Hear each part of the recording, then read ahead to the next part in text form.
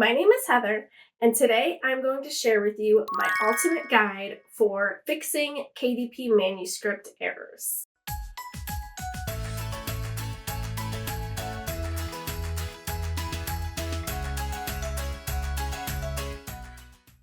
This video is going to be absolutely everything that I've found to cause KDP manuscript errors and how to fix it. I've been fixing hundreds of PDFs for people over the past couple of years, and I see the same things over and over again that cause the errors.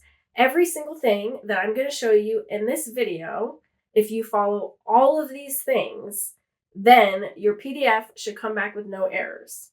If it does still have errors, email me, but I'll probably just tell you which one of these rules that you're breaking. And by the way, I'm going to have all of this on a written guide if you want to download it from my website for $5, and it'll help walk you through this entire process with links and everything.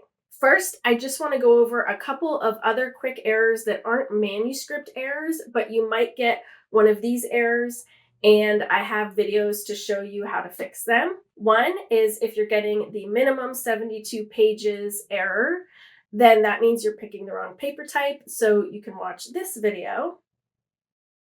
If you're getting error 75 pages, then that's because you're doing a hardcover book. So either switch your book to paperback, or yes, you need 75 pages in order to do a hardcover book. It's just the way KDP works. You have to have a minimum of 75 pages. And if you upload your PDF and then you get an error that says couldn't process the PDF, I have some fixes in this video.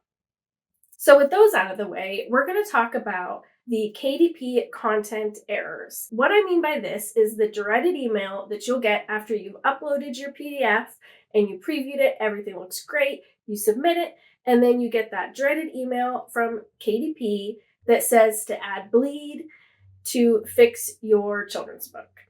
Even though the email says to add 0.125 inches to the width and 0.25 inches to the height, that might not actually be what is causing your error. So let's dive into the list that I have for you. Here is an example of one of the error messages from KDP, and it's going to say attention needed, please review your title. And when you scroll down, this is the most common message that's going to be in here, which is going to be add 0.125 inches to your book's page width and 0.25 to the page height. So many people that contact me about this error message, I'll ask them which pages is KDP pointing out that have the error. And they say, KDP isn't pointing anything out. It just says this. But if you look all the way at the end of the paragraph, it says, see examples, PDF pages, da da da da da da. So that is telling you which pages have the issue. So you're going to want to go to those pages and look at them. And the other thing is, the first line of this says add 0.125 to your book's page width and 0.25 to the page height. And this can mean two different things. One, your page is not the right size. Your actual width and height are wrong. Or two, it can mean that you have elements too close to the edge. It might be text too close to the edge. It might be images. We're going to go through all that in a second. But the first thing that I will always check when I'm checking a PDF is the size. Say you're doing an 8x10 book. Then the actual pages in the book need to be 8.125 wide by 10.25 high. So you're always going to add 0.125 to the width and 0.25 to the height.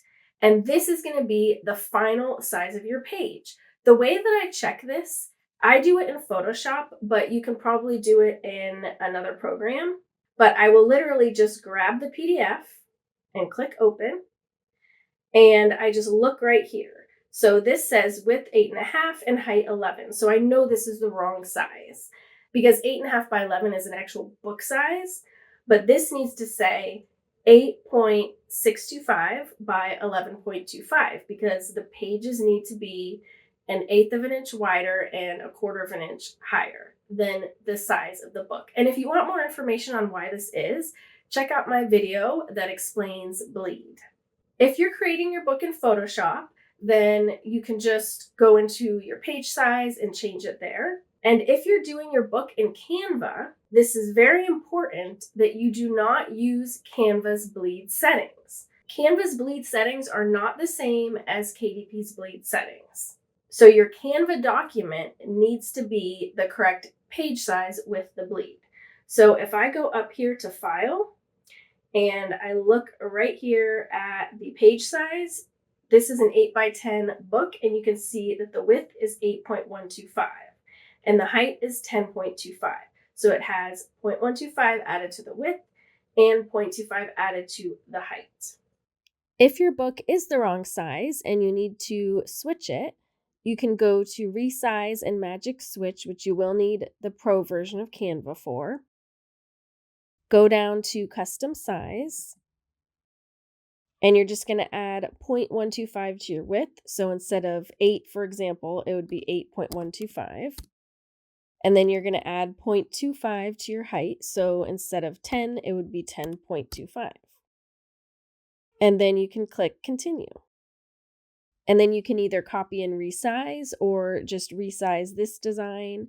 It's probably better to copy and resize. That way, in case you messed up anything in your layout, you'll be able to go back to the original one and see how you originally had it. And then you can click Open. And then in the new one, if you go to File, you'll see that it has that extra measurement on it. And when you go to Share and you go to Download, you have the options for crop marks and bleed, and you do not want to check that. Because again, Canva's bleed settings are different than KDP's bleed settings. So you're not going to use Canva's. You're just going to create the page as the final size that it needs to be. Another thing that's related to this is selecting the wrong size in KDP, and I've seen this happen before too. When I am in KDP and I'm selecting my trim size, the size that I'm going to select is going to be the final size of the book. And I've definitely seen people come in here and try to select the size of the page. Like, for example, 8.125 by 10.25 for an 8x10 book. You're not going to find that in here. And I've seen people instead try to just pick something that's close, that looks kind of similar, like this 8.27 by 11.69 or something weird like that. But that's not what you're supposed to do, okay? You have to pick the final size of your book. For example, if your book is an 8x10, you're going to pick 8x10. But the size of your pages when you create your PDF, whether you're in Canva, Photoshop, whatever, is going to be 8.125 by 10.25. You're always going to add an 1/8 of an inch to the width and a 1/4 inch to the height. In KDP, you're going to pick the final trim size, which doesn't have that extra measurement. It's just 8x10. I hope that makes sense. One of the very obvious things that should be pretty obvious is that you don't want text to go outside of the safe zone. And again, I have that video on bleed that explains it to you. But your safe zone is going to be 0.375 in from each edge of the page. And you don't want text to go outside of that because it could get trimmed off. For example, on this page, if this text went to here, this one little part of this O is sticking out, and that could cause an error. So you need this to be inside of the safe zone. And you can set up guides for your safe zone. Again, I have videos for that, and I will link to those in the description. But one thing you might not think about is the fact that even if there's text in the background, this is still going to count. Say, for example, we have this cool looking thing in the background, which is the alphabet. You could even make it kind of light so it looks kind of neat. I don't know. This is going to cause a KDP error because see these letters on the edge? KDP is going to see those and it's going to say there's text along the edge of the page. So you can't have this. It's going to cause an error. Another thing that can cause an error, I've seen this for myself. If you have a page number, say you numbered your pages, and if this is like page 3, and it's inside the safe zone, all is good. But if this page has a lot of text and say it just overlaps a little bit right here, then that's going to make it kind of hard to read. And that's going to cause a KDP error. You can't have text overlapping. The other thing is, it's not only text that can cause an error. Let's say I have this cloud here, and if the cloud image goes almost to the edge like this, and it has this little strip here, that can definitely cause an error. The other thing is, let's say you have some kind of image that goes almost to the edge, but not quite. That will cause an error because it's going to mess with the bleed. So if I look at my guides here, which the furthest out guide is the bleed guide, and that's where they're going to cut it. So it's going to be inconsistent if they cut it right on the line versus over a little bit this way or a little bit that way. You might see the edge of the backpack or you might not, and that can definitely cause an error. So you want things to be either completely coming off the page like this, where no matter where they cut it, it doesn't really change the design, or just pull it in all the way inside the safe zone, which is this second guide here. 100% I've seen these cause errors. I've seen this also with books that are illustrated by hand, all kinds of children's books. People do this all the time where they'll have the image go either like to here or a little bit or just almost to the edge. Or even if it's like between the bleed and the safe zone, no good.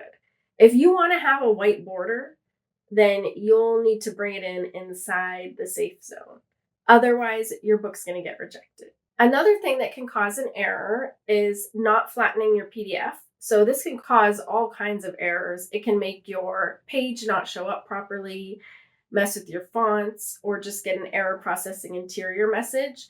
So if you're in Photoshop creating it, then you'll want to make sure that you save each of your pages out as a JPEG, and that's the page with the text and all the layers and everything. You want to save it out as a flattened JPEG, and then you can take all those JPEGs and put them together in a PDF.